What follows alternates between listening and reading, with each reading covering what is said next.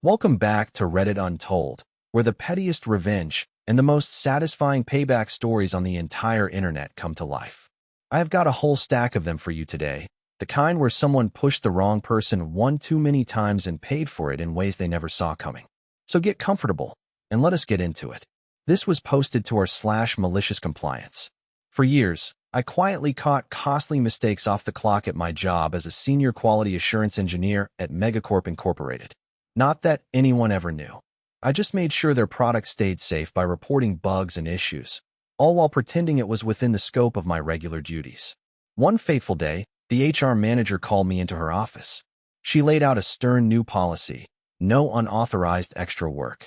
My heart sank as she explained they were implementing this to stop freeloaders like myself who weren't getting paid for our efforts in keeping their products safe and compliant.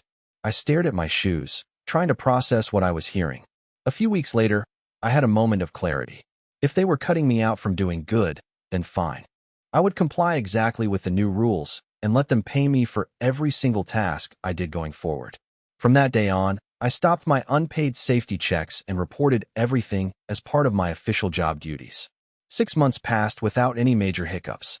Then one rainy afternoon, a senior engineer named Mike was tasked with finalizing an update to the company's flagship product. He skipped all his usual quality assurance steps and rushed through it to meet the deadline. In retrospect, he shouldn't have. This was always my job.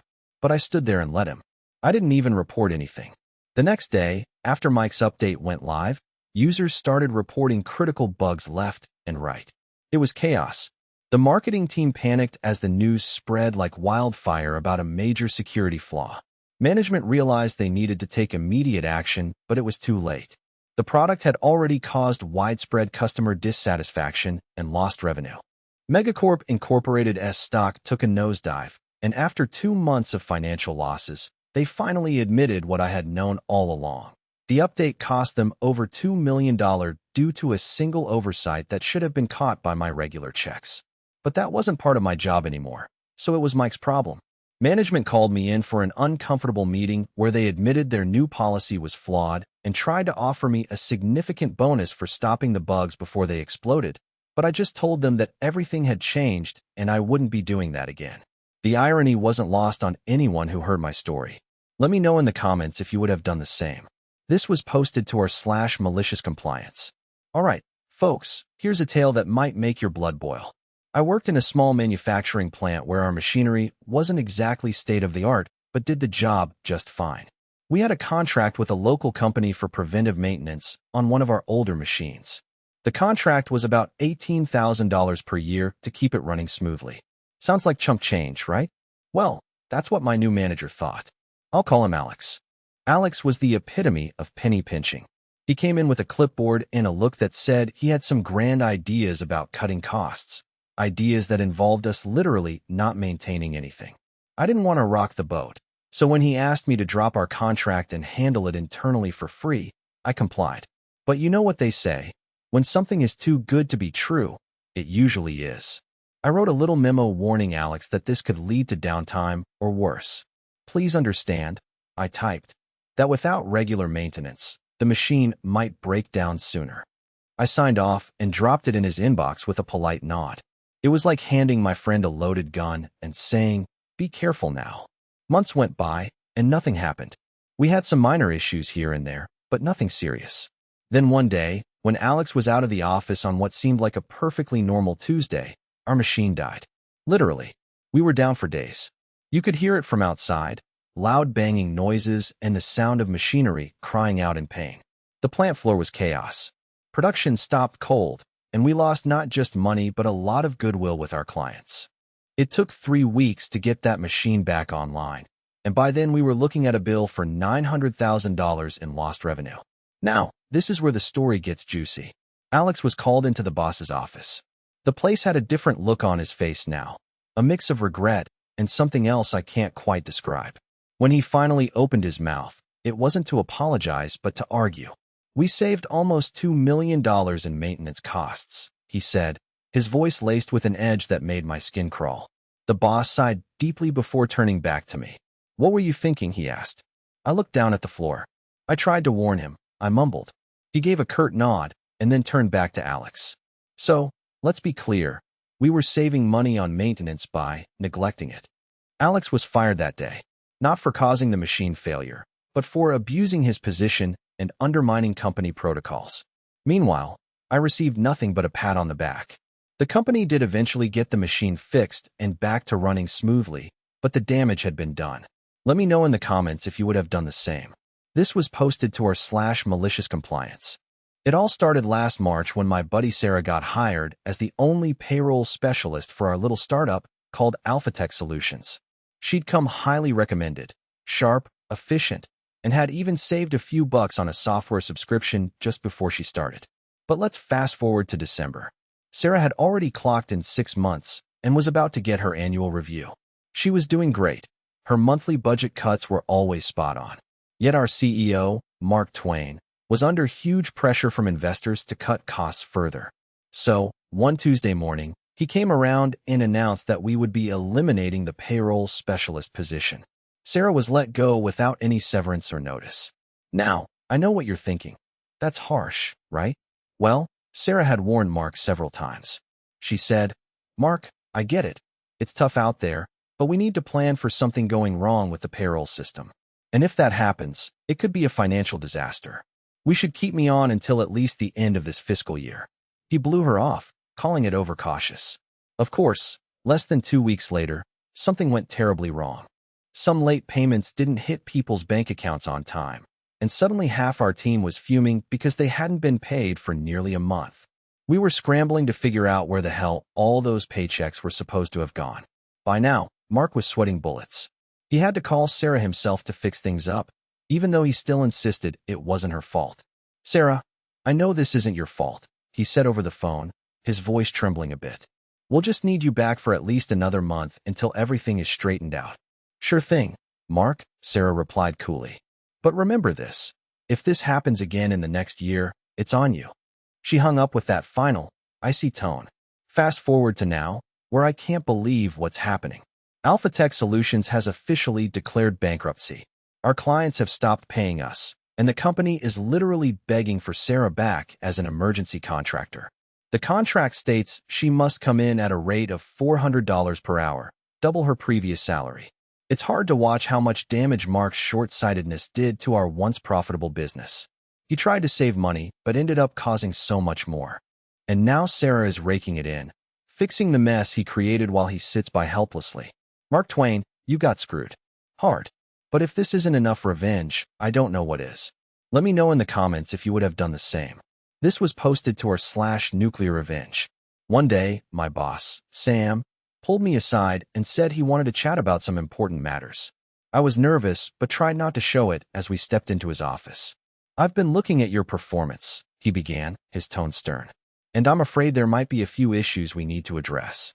His words were like ice over my skin, but I nodded politely. "Sure, Sam. What specifically are you concerned about?" Sam leaned forward, crossing his arms. "Your recent expenses seem a bit excessive," he said, tapping a file on the desk. I tried to keep calm and asked for specifics. He pulled out some receipts and invoices. Like this one, he pointed at a receipt that clearly had the wrong price. I knew it was fake. I'd seen the original before. And here, these travel expenses looked suspiciously high. "Sam," I said slowly, "these are legitimate expenses." I pulled out my own copies of the receipts, neatly organized and stapled together. I can explain every single one. Sam snatched them from me, his eyes narrowing. "We'll get to that. Right now, it's clear you're not handling your responsibilities as well as they should be handled. I'm afraid I have to recommend that we consider taking some disciplinary action." That night, I couldn't sleep. How could he do this? I had been with the company for years, working hard and never a troublemaker. But Sam seemed intent on pushing me out. I decided to gather evidence quietly. Every day at lunch, I'd sit in my office and go through his expense reports, comparing them to mine. Each week, I'd send him emails asking about certain expenses or receipts. He would always give vague answers that left no real explanation. Months went by with no change, but the documentation piled up. One day, Sam called me into his office again. This time, he was even more angry. "I don't have any complaints with your work," he said, trying to sound sincere. "But I can't ignore these discrepancies." His words cut deeper than anything before. I knew what I had to do. I printed out all my documents and started an anonymous account on Reddit. My first post was simple. Sam from XYZ Corporation has been accused of expense fraud. Here's proof. I uploaded a dozen receipts and bank statements showing the discrepancies in his claims. I also included records of our private conversations, emails, and even text messages where he mentioned wanting me out. Within hours, replies started flooding my page. People wanted to see more, needed concrete evidence. So, I spent another month compiling every single piece of documentation I had. Bank statements, expense reports, emails from Sam's own account, everything that could be used against him. The moment felt so sweet when my post reached the front page. Comments poured in, with people asking for more details, sharing their own experiences, and demanding answers. The company took notice. HR called me in to discuss. When I walked into HR, I was met by Sarah, a supervisor who seemed friendly enough. "We've had some concerns about you recently," she began hesitantly. "But we also have these documents from Sam's account. It looks like he's been misusing his company credit card and falsifying reports." I couldn't help but laugh. "Look at this," I said, showing her the same evidence I had posted on Reddit. "How do you explain this?" Sarah looked taken aback. "We need to investigate further," she said, nodding. The investigation lasted weeks, but in the end, Sam was fired for his fraud. His reputation was destroyed. He lost everything. And though I didn't keep my job, at least I wasn't pushed out. That vindictive bastard got exactly what he deserved. Let me know in the comments if you would have done the same. If that one got you, the next one is even better. Stay with me. This was posted to our /ProRevenge. It starts like any other day at work for Alex Jones, an experienced sales rep at Acme Industries. Alex had just wrapped up a major deal that netted them a tidy sum, $180,000 in commissions. This particular deal was the cherry on top of a stellar performance and promised to push Alex's annual earnings into six figures. But here's the kicker. The boss, Marcus Green, took a chunk of those commissions right out of Alex's pay. The setup: Alex had been with Acme for 5 years. They handled high-profile clients like Johnson Enterprises and Tech Giant Corporation, two of the company's biggest revenue generators. Marcus was always good to have your back until now. Last week at the monthly meeting, Marcus announced that he would keep the full commission, citing financial constraints. He said Alex could use the money for personal expenses or reinvest in their sales efforts. The truth was, Marcus had been keeping a small but steady portion of all commissions since day one. Alex walked out of that meeting with an epiphany. These clients were crucial, and they knew Alex's name. They trusted him. If he could just get them to trust his new company, they'd be on the road to success again. The plan, simple yet effective. Contact each client individually, explain the situation, and offer a better deal. Alex had seen Marcus's behavior coming for months, but couldn't prove it until now. First line of communication with Johnson Enterprises CFO, Sarah Kim. "Hi Sarah. Thanks for your time today. I'm just reaching out because we've both been here at Acme longer than the stock market's been down. I'm starting my own company and would love to bring some fresh ideas and new value propositions to our table." A week later, after securing all major clients, "Sarah, it seems you know what's best for your business. We're moving in that direction too at Jones Ventures. You'll have a seat on the board, and I'm looking forward to us working together again. Goodbye, Acme Industries." Within 3 months, Johnson Enterprises and Tech Giant Corporation, along with 4 other significant clients, had transitioned to Jones Ventures.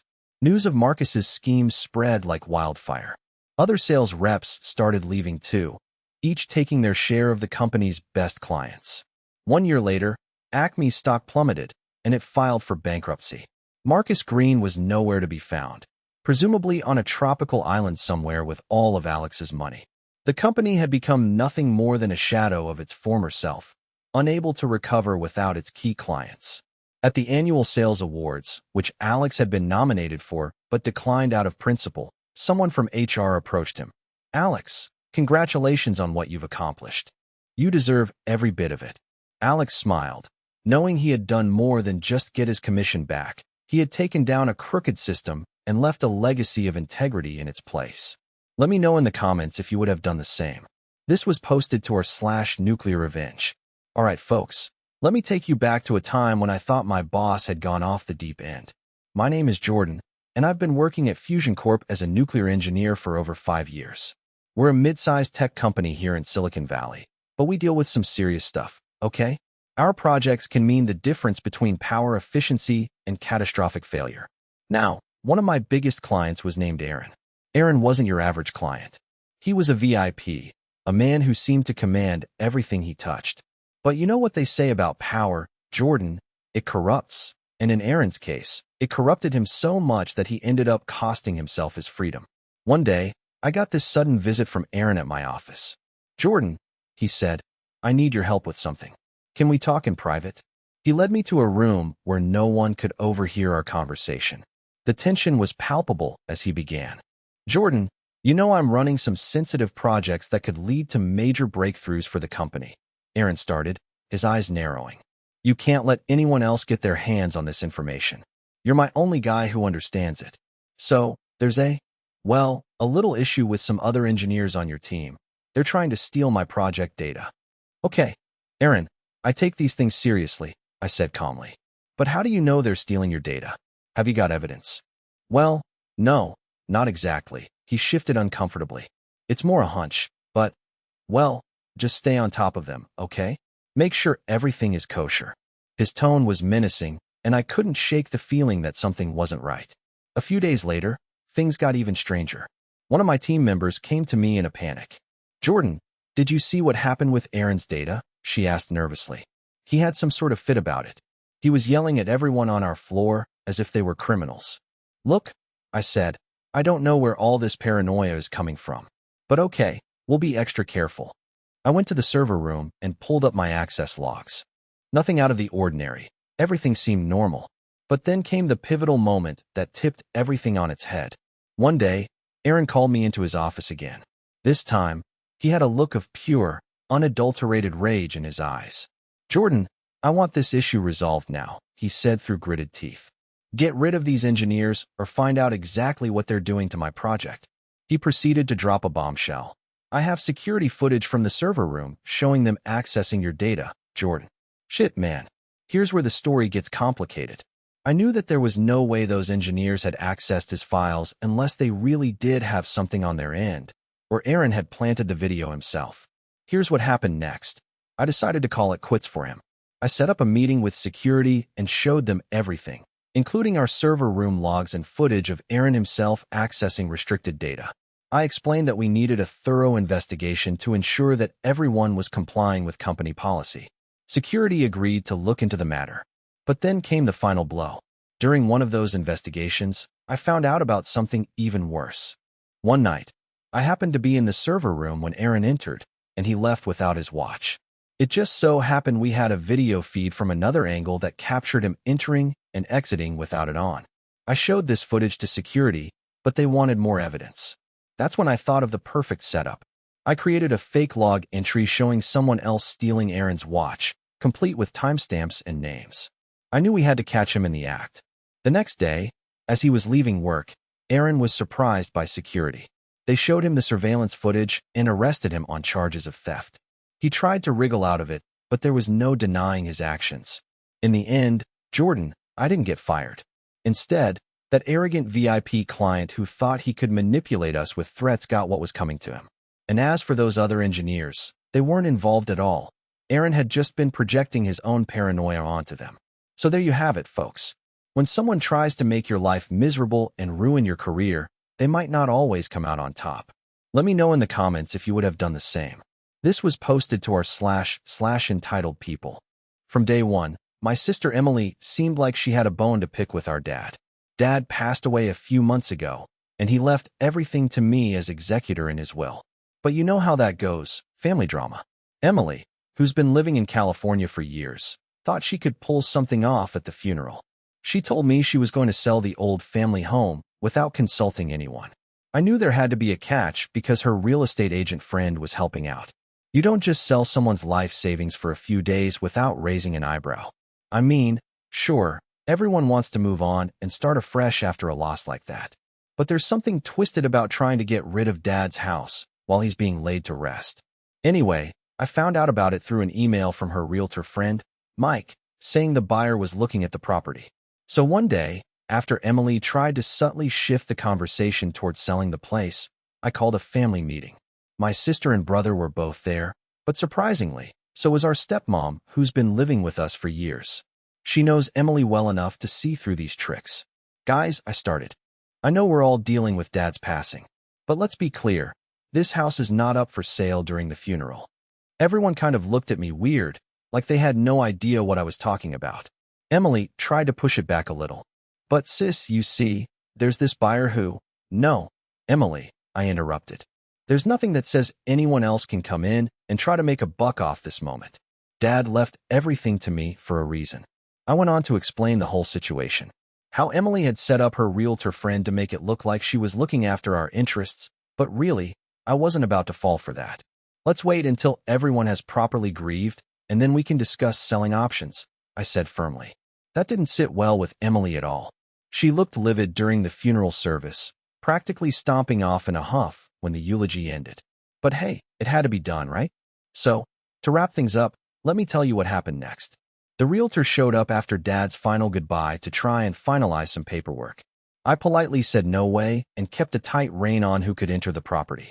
It was tense, but by the end of it, we had a deal that was going to be fair for everyone involved. The house wasn't sold at the funeral, thank goodness, but now every family member has a say in what happens next. Emily, screwed out of her plan. Us, we got our peace and closure. Let me know in the comments if you would have done the same. This was posted to our /malicious compliance. I've always prided myself on being a problem solver at XYZ Corporation. For years, I've been known for coming up with efficient solutions that kept our department running smoothly and efficiently. But one day, all of that came crashing down thanks to my boss, Mr. Precision Pete, and his outdated procedures manual. I first met Pete when we were both fresh out of college. He was the star student of the old guard who clung to every rule like it held the key to the universe. And you know what? I admired him for it at the time. But now that he'd risen through the ranks and became our department head, his rules had become so rigid they were making my skin crawl. It all started on a Monday morning in March. Pete walked into the department with a thick manila envelope under one arm, a look of unbridled joy plastered across his face. "Gentlemen," he began, "this is something we've been waiting for." He pulled out an ancient, tattered procedures manual, the cover marked with faded ink and yellowing paper edges. The title read, Standard Operating Procedures, 2015 edition. "Ladies and gentlemen," Pete continued, clearing his throat and speaking in a tone that was both authoritative and utterly ridiculous, effective immediately. "This will be our guiding light for all tasks going forward." He flipped through the pages with exaggerated enthusiasm. "We must adhere to each and every word of these procedures. No deviation allowed. Now, my department runs on innovation and efficiency. We pride ourselves on finding new ways to streamline processes that benefit both our clients and the company as a whole." Pete's rigid adherence was going to be nothing but a nightmare. The first task we faced under his new directive? Updating customer data in our CRM system. Usually, this would take about an hour using a streamlined process I had developed over the years. But now, according to the book, it took us 3 hours. Every step, every form, even the color of ink used for initials was specified in Pete's manual. "Tim, you're starting on page 45, section B23. Pete barked as he handed me a stack of papers. No shortcuts allowed. He walked around to each person's desk and assigned their tasks with military precision. The air was thick with tension as we each turned the pages, slowly and painfully. "John, for the love of Pete, take off your gloves so you can feel the texture of the form," one colleague complained, referring to a ridiculous rule about wearing gloves during every interaction. By lunchtime, we were all frustrated, confused, and exhausted. Pete strolled by our desks, his clipboard in hand, checking everything meticulously. "Tim, why are you using black ink instead of blue? And John, I see you've skipped part D21. Corrected immediately." It was clear that every single person involved felt the same way. This madness had to end. So, one by one, we started to subtly bypass the manual when no one was looking. We would quickly use our own judgment and make adjustments. But on Thursday afternoon, disaster struck. A crucial client requested an urgent update, and we were supposed to provide it within 24 hours using Pete's exacting process. Disaster struck because we couldn't keep up. The customer data we needed just wasn't available in the current state of our CRM, which had been updated based on my new streamlined process. Pete arrived at his desk that afternoon looking smug and triumphant.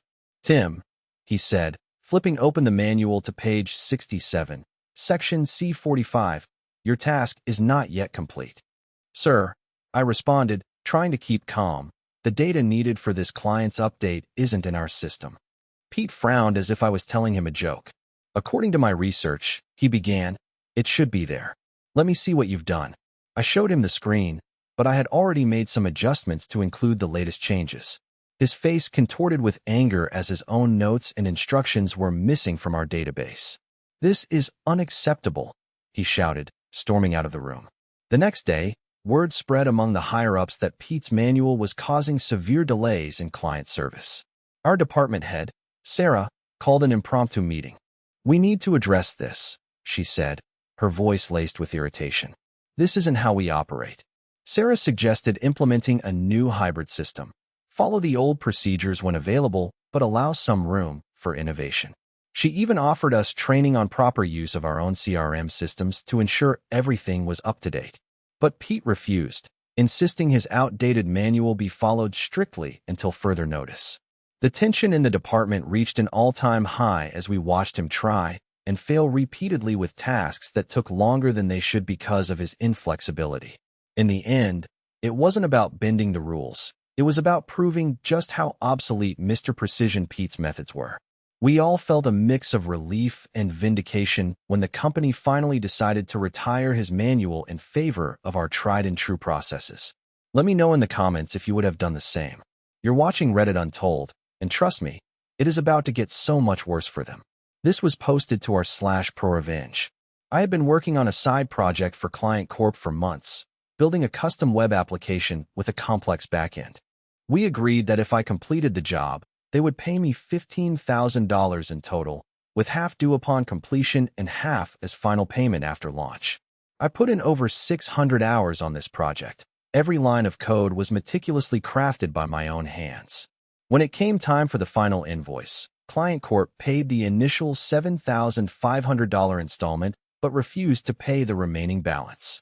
They threw a temper tantrum, saying they would sue me for breach of contract because I had provided the source code before full payment. At that point, I realized if we couldn't come to an agreement, my only recourse was going to be legal. So here's what I did. I carefully reviewed our original contract. It clearly stated ownership and intellectual property rights transferred upon the client making full payment. When Client Corp tried to launch their product without paying me, they were breaking both the spirit and letter of the law. With a cold heart, I sent them an unequivocal message. "Client Corp," I began, "regardless of your legal team's stance, under our contract, as the unpaid party, you no longer hold any rights to the source code. Should your company continue down this road, I will retain full ownership and intellectual property over it." After that, they didn't hear from me for a couple of weeks, time enough for them to realize their position was untenable. Then one day, Client Corp's CTO called me out of the blue. He was furious but had no leverage left. "We can't go through with our product launch because we don't have access to your code," he said angrily over the phone. "If we do anything with this app without paying you in full, we're liable for copyright infringement." I kept my cool and replied, "That's exactly what I was trying to avoid. By keeping ownership of the source code, you and Client Corp can no longer proceed without clearing everything with me first. And if you try to pass it off as your own or release a derivative work, I'll sue your ass." They were caught between a rock and a hard place. Without the source code, their entire launch would fall apart. After another week of tense negotiations, Client Corp finally relented. They paid up in full, $7,500 more than they had initially promised. When the dust settled, I was left feeling triumphant, but also a little shaken by how close it came to a legal battle. It taught me that sometimes contracts are worth their weight in gold, and that doing things the right way can pay off in unexpected ways. But hey, every cloud has a silver lining, and at least now they know not to screw with freelancers who have all their ducks in a row. Let me know in the comments if you would have done the same. This was posted to our /malicious compliance. I knew something wasn't right when my former landlord, Sam, called me over the phone last July after I moved out of his place. He said there was a minor issue with the carpet and demanded $150 for damages. I had just rented an apartment in March, so it made zero sense that a random deposit was being taken from me. But he wasn't done. Sam hung up before I could respond and sent a text that said, "If you want your deposit back, file a lawsuit." My first reaction was, "Are you kidding me?" Then the realization dawned on me that this guy had serious issues. I did some digging and quickly realized there's actually an entire subreddit dedicated to landlords like Sam.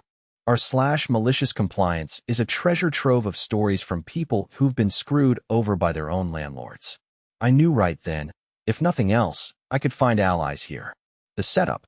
My apartment was in the heart of downtown city, an upscale neighborhood with trendy cafes and hip bars. The landlord, Sam, owned this complex of 5 small apartments. He was known for making demands that seemed way too steep, but no one complained enough to get into any kind of trouble. That is until me. My rent was $1,200 a month, and the deposit was $3,600. I was due to move out in June, so they were supposed to return it at the end of my lease. When Sam said he was taking $150 for carpet damage, my mind went straight to red. The next morning, I did some research on my own. In the state of New York, landlords have to provide detailed reasons for withholding any part of a security deposit. Otherwise, they're legally obligated to return it in full within 30 days of vacating the premises. Sam had been using vague language like mild carpet soiling and tweaked seam.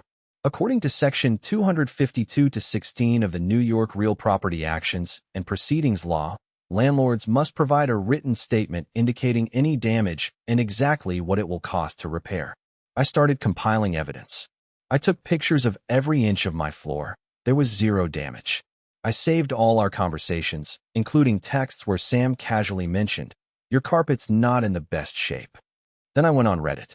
On r/malicious compliance, I found a few threads detailing the landlord's tactics and how to counteract them. One user named Alex had written an entire guide that outlined every step of the legal process. I bookmarked it and started forming my plan. After gathering all the evidence, I decided to file a lawsuit against Sam. The first court date was set for mid-August. As we sat in the courthouse, the judge reviewed our case. I presented my evidence, showing that there were no damages on the carpet, especially considering the $150 he was asking for repairs. The judge's reaction? "Mr. Smith," she said, addressing Sam, "your claim of damage is insufficient to justify a deduction from Mr. Johnson's deposit." She then turned her attention back to me and nodded approvingly. I knew this wasn't over yet. I had been told by r/malicious compliance that under New York law, if the landlord can't prove specific damages, they must return the entire deposit plus triple the amount for a total of $10,800. I was set to get back not just my $3,600 deposit, but an additional $7,200, making it a tidy sum. The judge awarded me exactly what r/malicious compliance had warned, the full refund and triple damages. Sam tried to appeal, but it was a waste of time. The legal team I hired from one of the threads on Reddit made sure every step was covered. In the end, not only did I get back my deposit, plus $7,200 in compensation, but the whole experience made me realize that being informed and prepared can really turn the tables on those who try to take advantage. You can't always win, but you sure as hell shouldn't just roll over. Let me know in the comments if you would have done the same. This was posted to r/ProRevenge. From day one at the office, John had rubbed me the wrong way. I mean, sure, he had that fancy PhD from a snooty university, but what did he know compared to my real-world experience? He would strut around like he owned the place, throwing around big words and acting all smug because his plan always seemed better until it didn't. For months, John had been stealing my work behind the scenes. I mean, who was he kidding? I knew full well that every time he made a presentation at meetings, some of those slides had been pilfered directly from my desk. But for as long as his plan succeeded, I let him get away with it. But one meeting, John stepped over that invisible line. He went so far as to mock me directly. It was during our quarterly planning session, and he just couldn't stop taunting about how I was a waste of time and space. His comments were not subtle. Everyone in the room heard him. I could feel my face turn red with anger. After that, something snapped inside me. I decided to let his arrogance eat away at him. No more corrections or gentle suggestions. He got to present his fatally flawed plan all by himself. And you know what? The rest of the team didn't even bat an eye when he took over. They thought they were getting a fresh perspective. I remember John's presentation vividly. He talked about this revolutionary new project, confident and unapologetic. He used fancy charts and graphs to back up his ideas. Those charts I had helped him with, but now he claimed as his own. The leadership team listened raptly. No one suspected a thing. That, until the last slide. John was talking about our budget, how we could save millions in a few quick moves. Millions? I thought to myself, what did you say? Millions. He went on, explaining his brilliant strategy. It involved restructuring everything we had been working towards for years. The leadership team seemed impressed. After he finished, there was applause, but it just felt hollow. My gut told me something was fishy, so I decided to check the numbers. As John continued with his presentation, my eyes kept drifting back to those charts and formulas. It took some digging, but in the end, I found the flaw. His plan made no sense financially. He had calculated a loss instead of savings, millions of dollars worth. The room fell silent when the realization hit. The leadership team looked at each other, then at John. His face paled as they grasped what he had done. It was like watching a house of cards collapse from the inside. His reputation crumbled right in front of everyone. In the end, John's plan was scrapped, and his job security took a hit too. He got a warning, but I know it will haunt him for years to come. The kicker? Leadership hinted that if he wasn't more careful in the future, there might be consequences. But who needs a formal warning when you have the power of embarrassment? Let me know in the comments if you would have done the same. This was posted to our /ProRevenge. I used to live in a nice suburban neighborhood. Not fancy, but it felt safe and cozy with a community of folks who seemed happy enough. Then, out of nowhere, the HOA president decided he had all the power. His name was Greg, and he was like a king without a crown. He started fining us left and right for things that were technically violations, but really just his pet peeves. One day, I got slapped with an $800 fine because my daughter's treehouse was visible from the street, a rule I hadn't heard of before. The fine was supposed to cover water damage repair, but when I called them about it later, they said no, this had nothing to do with that. It just pissed me off. Greg tried to hide the true state of our HOA's finances. He wouldn't let anyone see the annual report or any financials for the past year. I couldn't believe he thought we would just take his word for it without knowing how our money was being used. I decided enough was enough, and I needed to know exactly what was going on. So I went through all the motions legally, filed a public records request with the city. A few days later, I had a stack of documents in my hands. It was like opening Pandora's box. Greg had been siphoning off funds for personal expenses, luxury vacations, fancy dinners, and even private jets.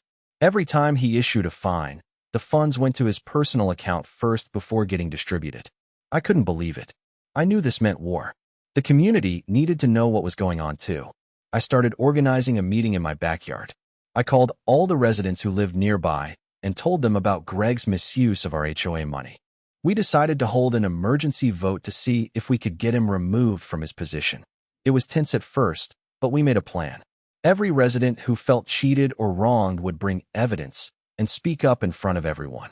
The night of the meeting came, and around 20 neighbors showed up, far more than usual. We went through the financial records piece by piece, explaining how Greg had been stealing from us. The vote was simple, a show of hands for removal or support. With just shy of 3/4 in favor, we got the 2/3 majority needed to force an election. Greg tried everything he could to stay in power. Threats and intimidation were his go-to tactics, but nothing worked. We had the numbers, and that's what mattered. The next board meeting was a disaster for him. He went from king to common man as everyone booed him when we revealed his wrongdoing. They voted him off the board, and I got to watch in satisfaction as he was pushed out. The new president, someone respected by all, had the final word of congratulations and thanked us for our vigilance. So there you have it, folks.